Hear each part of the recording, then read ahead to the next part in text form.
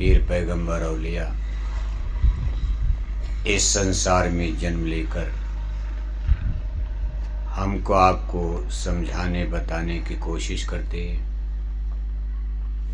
ये तो सत्य है कि कोई भी ज्ञान, कोई भी विद्या बोध हमको आपको किसी टीचर, ट्यूटर, मास्टर से ही प्राप्त हो सकता। चाहे संसार का भौतिकी ज्ञान हो, इंटेलेक्चुअल, चाहे स्पिरिचुअल यानी आध्यात्मिक ज्ञान, सब में गुरु, मास्टर की, टीचर की जरूरत होती। पेड़ पौधे, जंगल, पर्वत, पहाड़, इन जड़ चीज़ों से हमको आपको कोई भी ज्ञान नहीं प्राप्त हो सकता।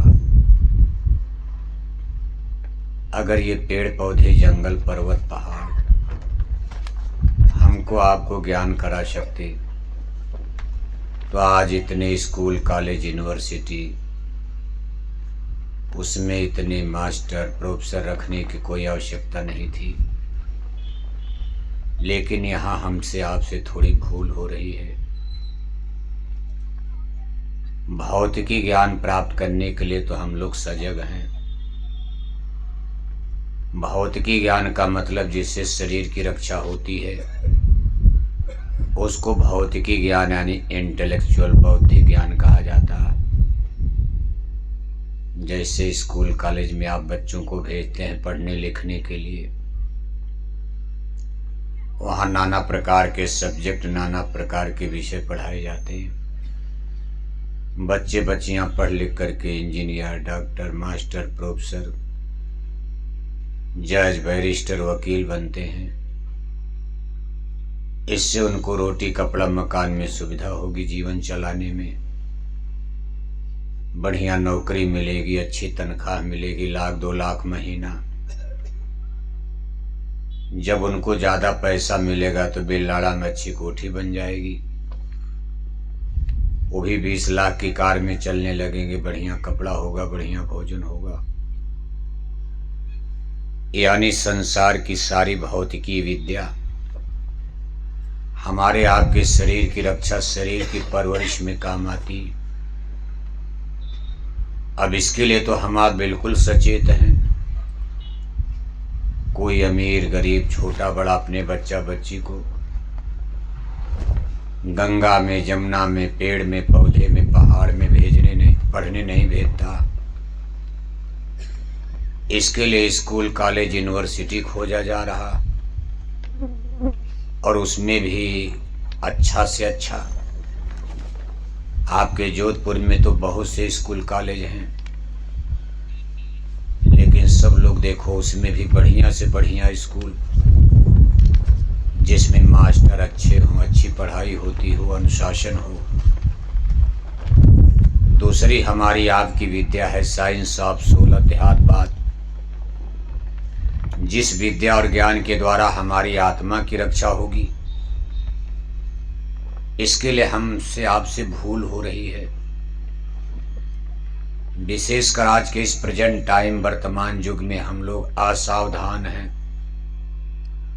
सब लोग होश में ही नहीं हैं। इस ज्ञान विद्या बोध को प्राप्त करने के लिए आज हम मनुष्यों ने पेड़, पर्वत, जंगल, पहाड़ का सहारा ले लिया। आप नदी में, तालाब में जाओ, वहाँ भी मास्टर नहीं है। मंदिर, देवालय, शिवालय में भी मास्टर नहीं है। पहाड़ों में पूजा करते, वहाँ भी मास्टर नहीं, गुरु तो है नहीं। अब हम आप ये सोचते भाई ये जंगल, पर्वत, पेड़ पौधे, पहाड़ ही हमारी आत्मा की रक्षा कर देंगे, जबकि ऐसा नहीं है। हमारा आपका इस सत्य को स्वीकार करना पड़ेगा। अध्यात्मवाद, साइंस ऑफ सोल भी गुरुमत के सिद्धांत पर चलता। गुरुबिन होई न ज्ञान। भगवान राम ने भी देखो गुरु किया, भगवान कृष्ण ने किया। ये हमारा आपका कितना बड़ा भटकाव। एक तो हम आप जड़ में चेतन की खोज करने लगे। जड़ का मतलब ऐसी वस्तु, ऐसी चीज जिनके पास देखने के लिए आंख न हो, सुनने के लिए कान न हो, बोलने के लिए जुबान न हो, इन सारी वस्तुओं को, चीजों को जड़ वस्तु कहा जाता। जैसे पेड़ हैं, चाहे आम का पेड़, चाहे पीपल का पेड़, चाहे बबूल का पेड़, इसमें न आंख है, न कान है, न जबान है, ये जड़ श्रेणी में रखा गया। इसी तरह पानी है, पानी में भी न आंख है, न कान है, न जबान है। चाहे गंगा का पानी, चाहे गोदावरी का पानी, चाहे समुंदर का पानी, चाहे आपके पुष्कर के सरोवर का पानी, ये सब जड़ वस्तु और चीजें हैं। इसी तरह पर्वत पहाड़ है, चाहे हिमालय पहाड़ हो, चाहे विंध्याचल पर्वत हो, चाहे सतपुड़ा पहाड़ हो, चाहे आपके राजस्थान की अरावली की पहाड़ियां हो, इनके पास भी देखने के लिए आंख नहीं, सुनने के लिए कान नहीं, बोलने के लिए जुबान नहीं, ये सब जड़ श्रेणी में आते हैं। और हमको आपको परमात्मा को पाना है।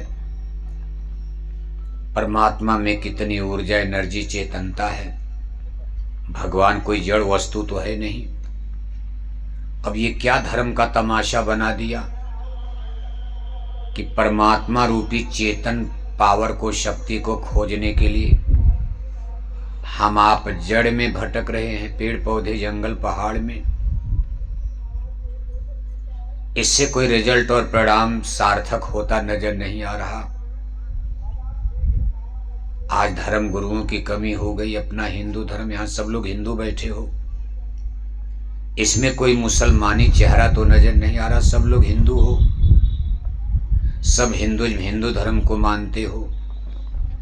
हिंदू धर्म के श्रेष्ठ महान स्पिरिचुअल लिटरेचर्स, जो सबसे श्रेष्ठ किताब है रामायण और गीता।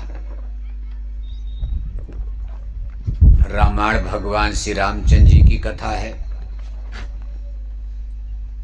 गीता योगेश्वर भगवान श्री कृष्ण की कथा है।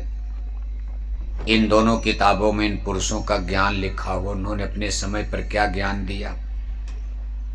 और आज अपने हिंदू धर्म में, हिंदू समाज में इन दोनों किताबों का बहुत बड़ा इम्पोर्टेंस और महत्व है। बल्कि हिंदू समाज के लोग सबसे ऊंचा स्थान रामायण, गीता और रामकृष्ण का ही माना जा रहा। बाकी तो कितने संत महात्मा सब पैदा हुए, हजारों किताबें हैं, लेकिन रामायण और गीता को सबसे श्रेष्ठ ऊंचा स्थान दिया जाता। रामायण और गीता में जो कुछ हमको आपको कहा गया है, ये जो वर्तमान में हम लोग रिलीजियस सिस्टम धर्म मान रहे, इसका रामायण गीता में तो विरोध किया गया है। आज आप देखते हो हिंदू धर्म के लोग, हिंदू धर्म को मानने वाले मंदिर में टन टन घंटी घंटा बजाए जा रहे, हरे रामा हरे कृष्णा कीर्तन गाए जा रहे, अखंड रामायण पढ़े जा रहे, गंगा गोदावरी महाकुंभ नहाए जा रहे, पूरे माथे भर चंदन तिलक टीका लगाए जा रहे, जय श्री राम नारा लगाए जा रहे, और 1-1 किलो मछली खाए जा रहे, 10-10 बोतल शराब पिए जा रहे, 1-1 किलो अंडा खाए जा रहे। वैसे आपके भीलवाड़ा में, जोधपुर में, राजस्थान में थोड़ी स्थिति अच्छी है। यहाँ वेजिटेरियन लाइफ सिस्टम, शाकाहारी लोग राजस्थान में थोड़ा ज़्यादा और प्रांतों की अपेक्षा। बल्कि आज की जो स्थिति है पूरे भारतवर्ष में, परसेंटेज में, प्रतिशत में सबसे शाकाहारी लोग राजस्थान में ही पाए जा रहे हैं। दूसरा नंबर गुजरात का आता है। उत्तर प्रदेश जो हिंदू धर्म का सबसे बड़ा केंद्र है, केंद्र इसलिए है कि वहां भगवान जन्म लिए। सरजू के पावन तट पर अवधपुरी में, अयोध्या में भगवान राम ने जन्म लिया। मथुरा की धरती पर योगेश्वर श्री कृष्ण जी ने जन्म लिया। ये दोनों जगह देखो उत्तर प्रदेश में आती है। भगवान भोले की पवित्र नगरी काशी उत्तर प्रदेश में है। संसार का सबसे बड़ा धार्मिक मेला महाकुंभ जहां लगा, जिसकी चर्चा इस समय आपके कानों में आवाज आ रही है, प्रयागराज इलाहाबाद भी उत्तर प्रदेश में है। इतना बड़ा मेला संसार में धर्म के नाम पर रिकॉर्ड है कि आज तक नहीं लग पाया। ये चारों जगहें उत्तर प्रदेश में है। लेकिन उत्तर प्रदेश के हिंदुओं की स्थिति क्या है? उत्तर प्रदेश में बहुत ज्यादा हिंदू मांस खाते हैं, शराब पीते, अंडे खाते हैं। आप भगवान राम की नगरी अयोध्या चले जाओ, भगवान राम का अरबों रुपया खर्च करके मंदिर तो बन गया, लेकिन आज अयोध्या के गांव गांव गली गली में मछली की दुकान, अंडा की दुकान, हर चट्टी बाजार में अयोध्या में शराब की दुकान।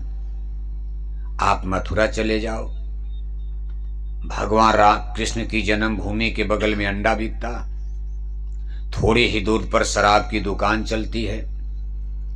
आप काशी बनारस